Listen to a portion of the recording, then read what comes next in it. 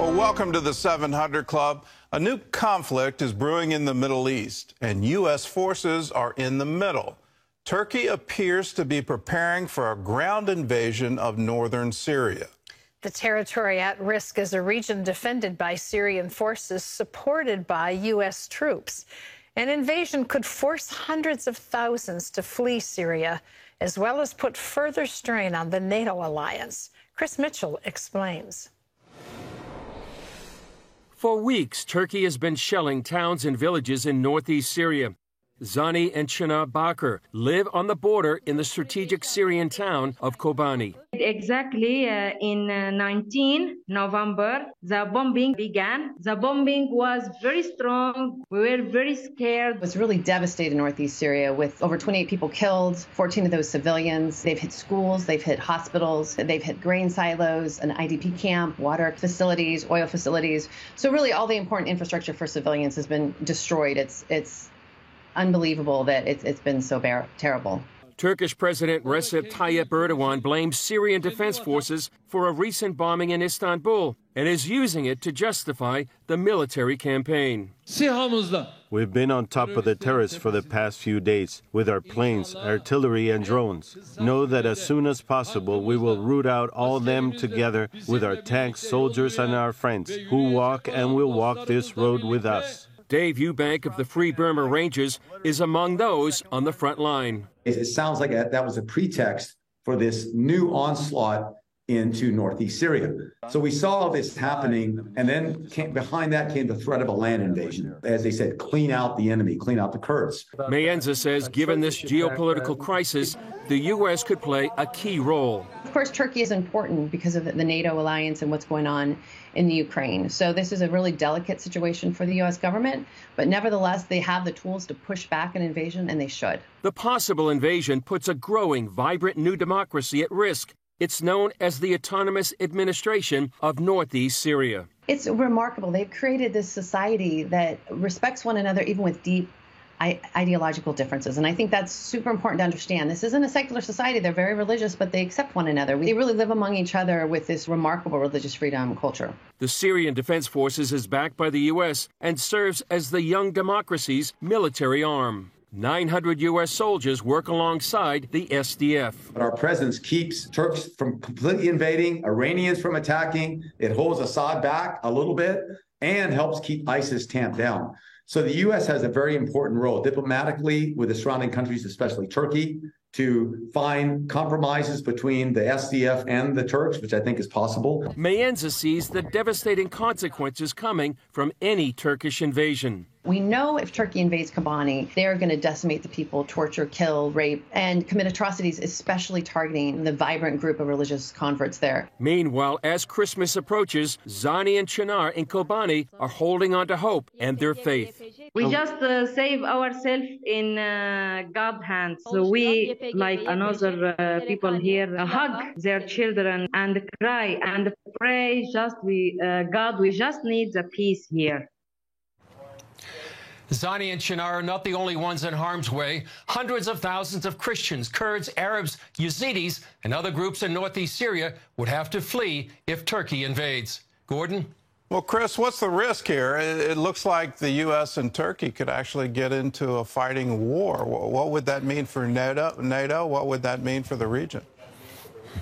Well, that would put a lot of strains on the NATO alliance, Gordon, for sure, being two members of that NATO alliance. It's unlikely, actually, I think that they would actually fight each other. What's more likely is an incident between the U.S. and Turkey. For example, during this recent bombing campaign, Turkish planes, they hit just literally 300 feet away from a base that the U.S. forces share with the Syrian Defense Forces.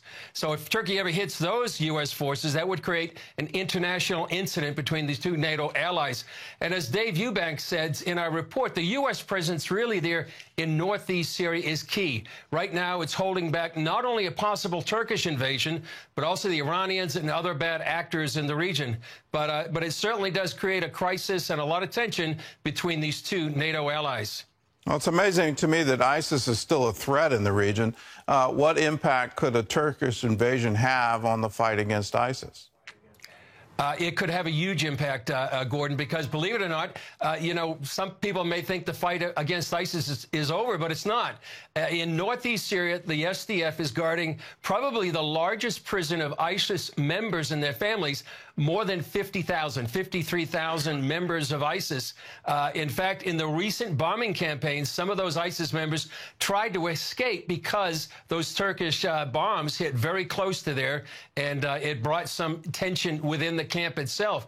So if these thousands of ISIS members and their families were freed, and some say that is kind of the purpose of Erdogan, that would be a catastrophe for the world. So the FDS, the Syrian Democratic Forces, are saying, now if Turkey invades, they can't both fight the Turks and then keep guard over this prison. So it's a major problem, as Nadine Maenza told us in our interview there. If the government of northeast Syria falls, it would be a recipe for disaster for the world.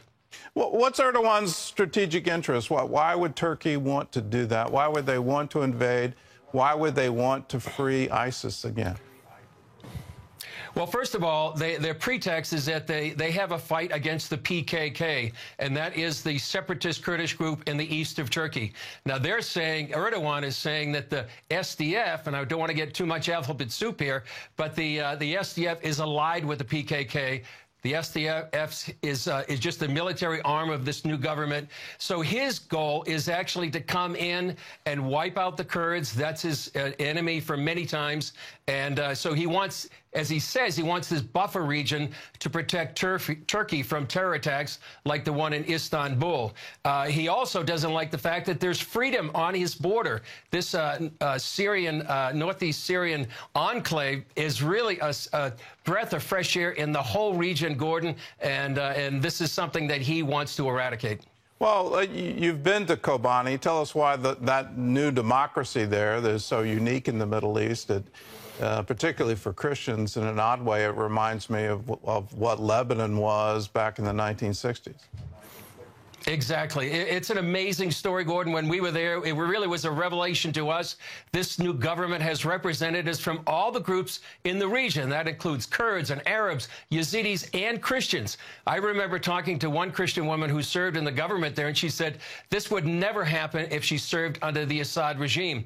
And even more striking, Gordon, and this is something that really is so rare in the Middle East, is the fact that Muslims who have converted, become followers of Jesus, they become Christians, they're tolerated under this new government, just like Zani and Shinar in our feature there in our report. So this is huge. It's something unique in all of the Middle East. And Nadine Maenza in our story says this is one reason why the Turkish President Erdogan wants to invade northeast Syria. So Zani Shinar, as well as Dave Eubank and Nadine Maenza, they're calling for prayer. But they also recommend picking up the phone and calling representatives and senators on Capitol Hill, and those phone calls and certainly those prayers can make a difference. All right, Chris, we'll be praying, and thanks for that report. Let me give you a picture of something else that may be on Erdogan's mind. He's absolutely said he wants to restore the Ottoman Empire, and we've got a map of the former borders of the Ottoman Empire at their peak back in 1683. Now, the modern-day Turkey is just that small piece, but when you look at the larger, what used to be called the Caliphate, that's the amount of territory that they controlled. They lost all of that in the end of World War I, so that's just 104 years ago. So when Erdogan is making plans to invade Syria, he's trying to reestablish Turkish domination, Ottoman domination, over regions that they controlled for centuries. For them, they have a God-given right, if you will, to do this. And his vision and his dream for the Turkish people is a lot bigger than just northeastern Syria. He's already announced he wants to do this.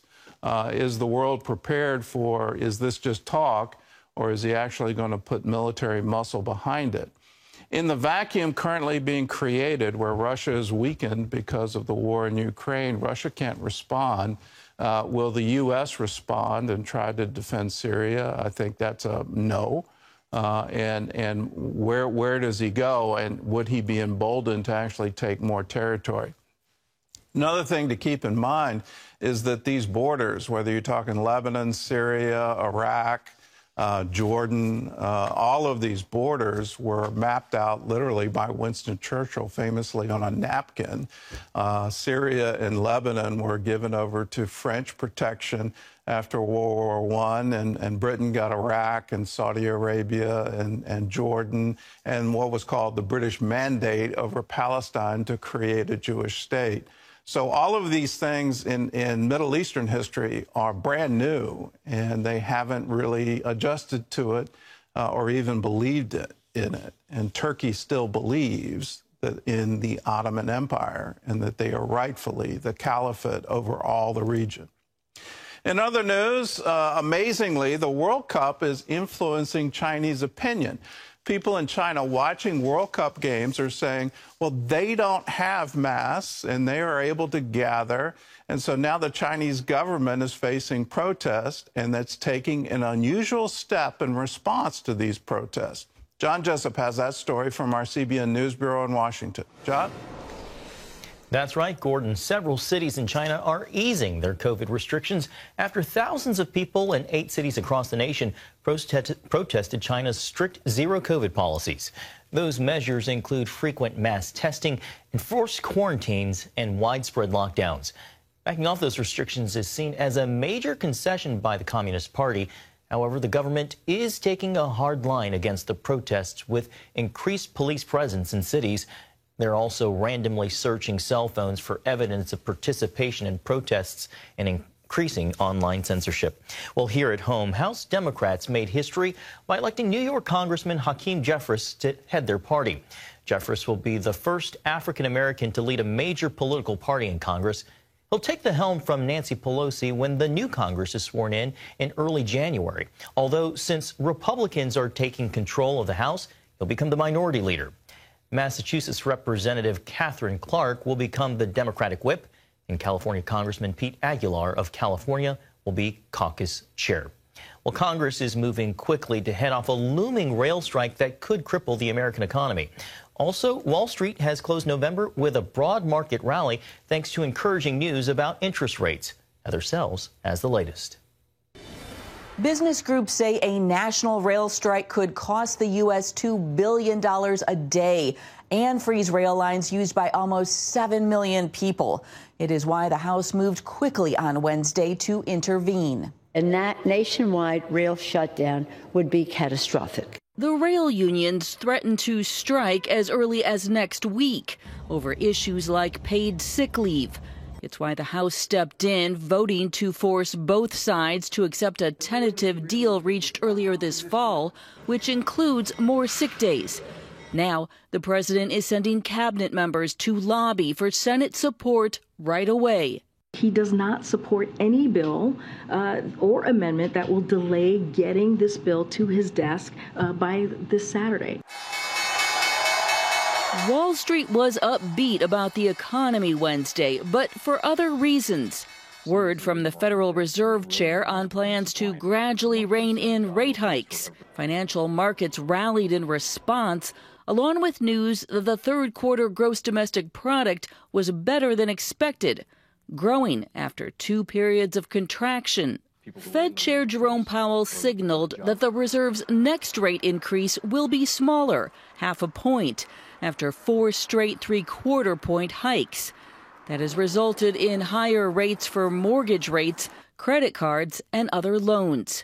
Still, Powell warned the Reserve won't cut interest rates anytime soon. History cautions strongly against prematurely loosening policy. For most Americans, red-hot inflation has hit home and will affect the holidays, with even Christmas tree prices soaring. We've lost growers. There hasn't been a lot of money in growing Christmas trees, not a lot of people wanting to do it. Food banks reporting long lines and increased demand as costs have jumped as much as 10%. Keep thinking that we've seen the peak of this, and the next week more people come. The Fed hopes to beat back inflation by continuing to raise interest rates. The hope that it will slow consumer and business spending, reduce hiring and wage growth, and eventually cool off inflation. Heather Sells, CBN News. Thanks, Heather. Gordon, back to you. I wish the Fed well in their attempt to have a, quote, soft landing, but Citibank just yesterday issued a warning for the coming year, saying they're looking at the potential for rolling recessions throughout the world, depending on world events. So will China do something in Taiwan? Will the protests in China continue? What's going to happen in Ukraine and Russia? What's going to happen with North Korea? Are they going to be more bellicose and threaten war? What would that do to Japan? What would that do to South Korea? And then here at home, will the railroad workers accept the deal? That's an open question. You can go back to work and still have a work slowdown. And so what would that mean for inflation if you can't deliver goods in a timely manner to the market? All of these things point to caution. There was a whole lot of enthusiasm yesterday in the stock market, but looking forward, please be careful both with your investments and with your personal spending. Best thing to do right now, get out of credit card debt, put aside a rainy day fund. If you do that, you can be secure going into the future.